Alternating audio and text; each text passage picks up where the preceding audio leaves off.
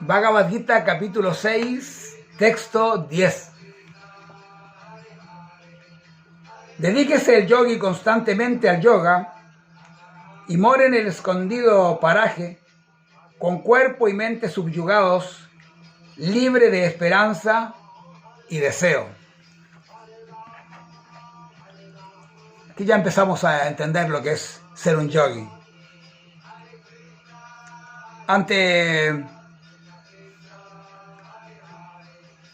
todo esto, lo que dice Srila Prabhupada, mi maestro,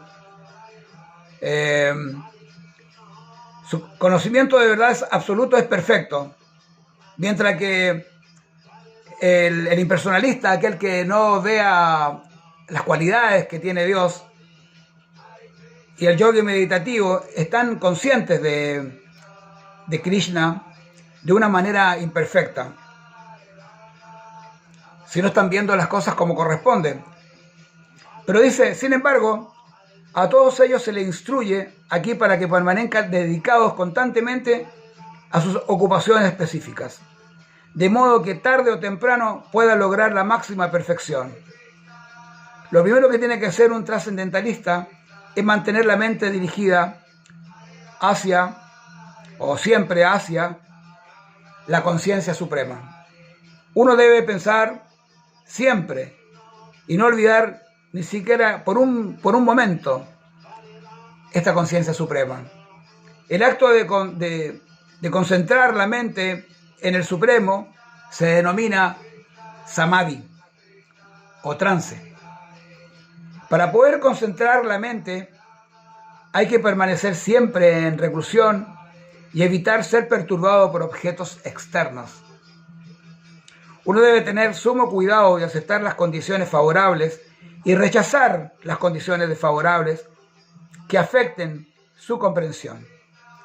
Y con una determinación absoluta, no se debe anhelar cosas materiales innecesarias que lo enreden a uno con sentimientos de posesión. Ya lo estábamos viendo en el capítulo pasado, el anterior. Hay que permanecer consciente en un estado muy consciente en la conciencia, por eso es muy consciente. Cómo poder salir de lo que es el mundo material y poder liberarse del mundo material, aunque sea por un rato, en la meditación. También se habla de que tienes que estar en un lugar muy especial para poder practicar la meditación. No puedes estar en un lugar bullicioso, en algún gimnasio donde todo el mundo está haciendo ruido. Tiene que ser un lugar muy especial. El ideal para practicar yoga ciertamente es la montaña, quizás en el mar, pero no en una playa concurrida, en una caleta tranquila por ahí en algún lugar. Pero la práctica del yoga, la práctica del yoga, digamos, Ashtanga Yoga, que es de lo que estamos hablando aquí, tiene que ser de una manera, encontrar un lugar donde uno pueda estar de una manera muy relajada. Bueno, lo seguiremos viendo. Jai. Hare Krishna. Namaste.